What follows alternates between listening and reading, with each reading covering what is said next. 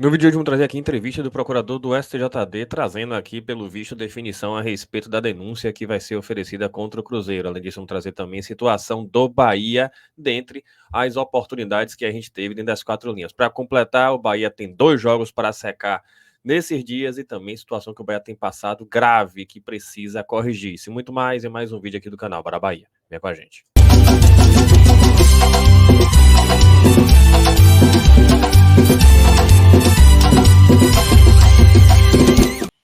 Fala, nação tricolor, um bom dia para vocês que seguem a gente aqui no canal Bara Bahia e hoje mais um Plantão do Bara, mas antes disso aquela dica que você já conhece, Centauro vai comprar no site, não se esqueça, cupom BARA10 para garantir mais 10% de desconto em produtos vendidos e entregues pela Centauro. Já é Black Friday na Centauro, gente, muita opção legal, muito produto legal, até 80% de desconto, então você clica aqui no link fixado no primeiro comentário e também na descrição do vídeo e tem acesso a todos esses produtos com desconto. E se o produto for vendido e entregue pela Centauro, você usa o cupom BARA10 e aumenta mais ainda o desconto, beleza? Mas vamos aí ao assunto de hoje. A gente começa trazendo uma situação que é grave no Bahia. O Bahia precisa corrigir isso. O Bahia perdeu muitos pontos em razão dessa situação. Tá aqui, gente, reportagem bacana de Ulisses Gama, nosso parceiro lá no BNews.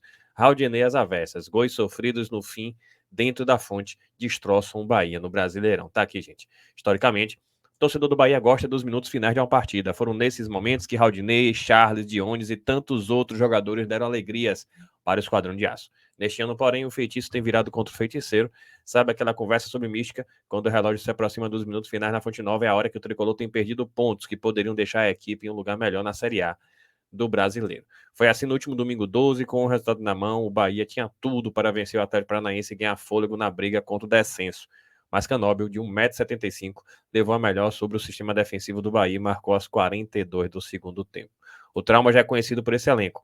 Na rodada 24 contra o Santos, o Esquadrão vencia o jogo, mas acabou sofrendo 2 gols e tomou a virada, o último deles marcado por Júlio Furk, também em bola aérea aos 49 da etapa final. Na 13ª rodada, o primeiro banho de água fria veio contra o Grêmio, a equipe treinada por Renato Gaúcho, na época empatava em 1-1, quando Gustavo Martins, aos 50 do segundo tempo, deu a vitória ao tricolor gaúcho. Para o zagueiro Vitor Hugo, a equipe precisa ter um pouco mais de malandragem para fazer o relógio andar com o resultado favorável, com 38 pontos e na 16ª posição.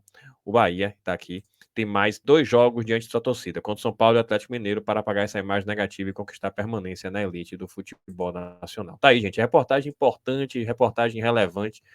E eu conto aí, só nesses jogos, o Bahia ter perdido 5 pontos. Foram 3, na verdade, 5 pontos, 4 pontos. Foram 2 contra o Atlético Paranaense, perdeu o triunfo. O Bahia perdeu o empate contra o Grêmio e perdeu o empate contra o Santos. Só aí, 4 pontos. E 4 pontos já seriam suficientes para o Bahia estar com 42 pontos, com boa chance de já estar afastado desse risco de rebaixamento, vencendo mais um ou 2 jogos. Tá aí, então, o que gera desconcentração, o que gera desorganização e o que gera, como se diz, né, muita inocência em campo, faltando malandragem, tomar gol em casa, casa cheia, mais de 30 mil pessoas. Não se pode permitir que o Bahia seja esse passageiro da agonia nos minutos finais e assim tem sido. A nação tricolor está ficando ressabiada quando o jogo se encaminha para o final. O detalhe que eu trago é sobre a frustração. Isso aí acaba martirizando muito o torcedor do Bahia. O Bahia sempre foi o time da mística, isso sempre fortaleceu o Bahia na Fonte Nova, sempre fortaleceu a nação tricolor, sempre fortaleceu a torcida, mas de uns tempos para cá, não dá para dizer só nessa temporada,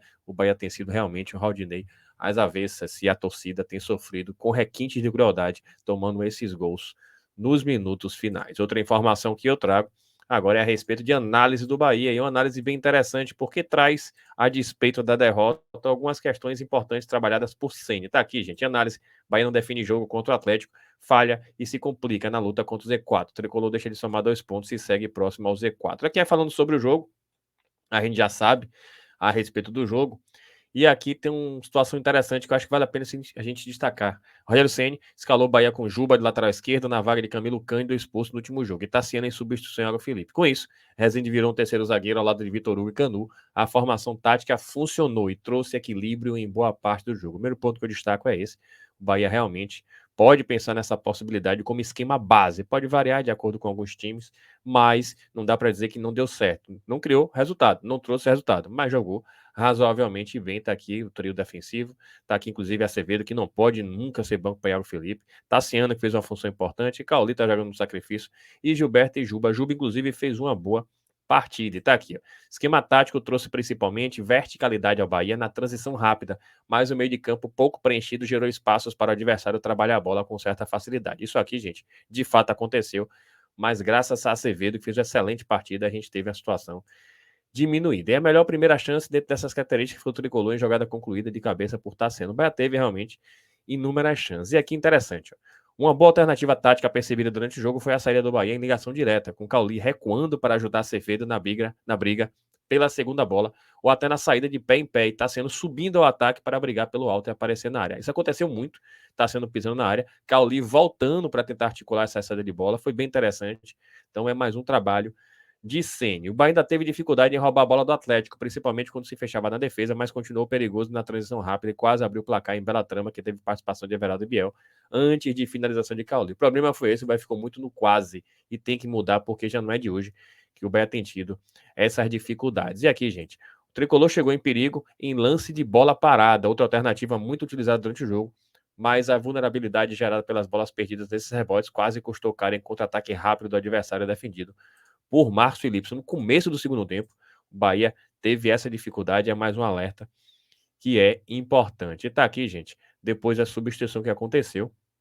E aqui, inclusive, Ceni falou que não foi um erro individual, foi um erro coletivo, tentando, enfim, né?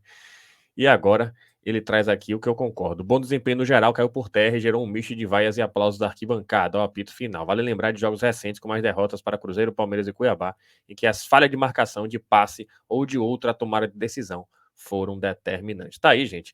Interessante esse tipo de situação, esse tipo de análise, porque mostra que o Bahia, de certo modo, é vítima de si próprio, primeiro pela falha de planejamento e segundo por essas falhas individuais terríveis que acabam prejudicando muito o Bahia. Por outro lado, já se viu algumas alternativas táticas por parte de Ceni. O problema foi muito mais na definição de jogadas do que na construção. O Bahia conseguiu construir, o Bahia conseguiu chegar à parte ofensiva, tanto que finalizou mais de 20 finalizações, mas se não definir bem e se não tiver um grande finalizador, a gente se complica. Então os problemas estão aí, estão muito claros. Definição de jogada, finalização e na parte defensiva essas falhas que vez e outra, ou não tanto, na verdade, na maioria das vezes tem acontecido, acabam prejudicando o Bahia. No detalhe, o Bahia não pontua, não é à toa que está nesse sofrimento com risco de cair. Por falar em risco de cair, a gente tem uma missão nessa pausa FIFA, e tá aqui, gente. Agora teremos uma pausa para a data FIFA e são 12 dias sem o Bahia em campo. A página parceira está trazendo FB Bahia City. Mas claro que para o Bahia nem tudo são flores. O Cruzeiro disputará seus 2 jogos a menos nesse período da data FIFA. A data dos jogos, gente, está aqui. Fiquemos atentos nesse sábado, Fortaleza e Cruzeiro, 18/11, e 4 dias depois, Cruzeiro e Vasco. Tá aí, gente. São 2 jogos que o Cruzeiro não pode pontuar. Que o Fortaleza faça o dever de casa e que o Vasco surpreenda. Quer saber? O Vasco, gente, já está fora do Z4. O mais importante é que quem está no Z4 se afunde. Quem está no Z4 não vença e que permaneça esse bloco final do Z4. E a verdade é que, nesse contexto, o Cruzeiro não conseguindo iguala em jogos e, em tese, os demais jogos do Cruzeiro são mais difíceis do que o do Bahia. Agora, nada disso adianta se o Bahia não fizer a parte dele. E é isso também que preocupa gente. Por falar em Cruzeiro, vou trazer aqui agora algo que a gente também tem que acompanhar de perto, e aqui é uma postagem de Samuel Venâncio, trazendo meio que uma definição do procurador do STJD, Ronaldo Botelho Piacenti. Ele trouxe, gente, uma situação interessante, porque em entrevista que o procurador-geral do STJD deu ao jornalista Daniel Piva, ele acabou revelando que a denúncia envolvendo o Curitiba e o Cruzeiro vai ser baseada no artigo 213 do Código Brasileiro de Justiça Desportiva, que prevê 1 a 10 jogos de perda de mando de campo e multa de até R$100 mil. Portanto, nada de perda de ponto, terá o pedido ainda de suspensão preventiva. Vamos trazer aqui, gente, essa postagem para a gente entender e falar um pouco mais sobre isso, que a gente precisa realmente acompanhar de perto. Está aqui as palavras dele, do procurador. Depois a gente vai falar um pouco mais sobre essa situação. E o Bahia, nesse contexto, precisa realmente contar com todas as possibilidades para tentar evitar o pior. Deixa eu só ajustar aqui a tela para a gente trazer aqui todas essas questões, para a gente começar a trazer aqui o que foi que o procurador falou. Tá aí, gente. Oferecer a denúncia pelo artigo 213 do Código Brasileiro de Justiça Desportiva, que ele prevê caso de punição quando o clube ele não previne e reprime a violência no estádio. Então, o que ocorreu foi desordens e também invasão de campo. Então, eles vão ser denunciado nesse artigo, e sim, vai haver o pedido de prevenção, de suspensão preventiva para afastamento das torcidas de ambas equipes, Coritiba e Cruzeiro, até o julgamento do processo. Aí, gente, informação importante, eu explico sobre isso. O que acontece, né? Eles vão ser denunciados pelo artigo 213, que prevê justamente a multa e prevê também a perda de mando de campo, mas vai ter esse pedido, como se fala, liminar, que é a suspensão preventiva das torcidas. O que significa isso? O detalhe, e é por isso que a gente está trazendo esse vídeo aqui, é que é o procurador do SJD quem oferece a denúncia, e o SJD só vai poder punir com base na denúncia que vai ser oferecida por ele. Então, se ele não vai pedir perda de pontos, mas vai pedir suspensão das torcidas, mando de campo para ser perdido também e a multa, então o tribunal, o Superior Tribunal de Justiça Esportiva, quando for julgar, só vai poder julgar no máximo dando essas penalidades. Importante, sem dúvida. Na verdade, era bem improvável que houvesse perda de pontos, a verdade é essa, mas vai ser muito importante a gente ter um adversário direto nessa luta para não cair, podendo não jogar em sua casa ou até mesmo sem torcida. A tendência é essa e que isso realmente, de repente, enfraqueça, porque os adversários não vão sofrer a pressão jogando contra o Cruzeiro na casa do Cruzeiro. Podem se sentir mais confortáveis. O próprio time aí que a gente vai ver em breve é o Vasco da Gama, que vai ter essa possibilidade de jogar já com o Cruzeiro sem torcida, e isso de repente pode facilitar a vida do Vasco, que assim seja. Importante é o Cruzeiro não pontuar.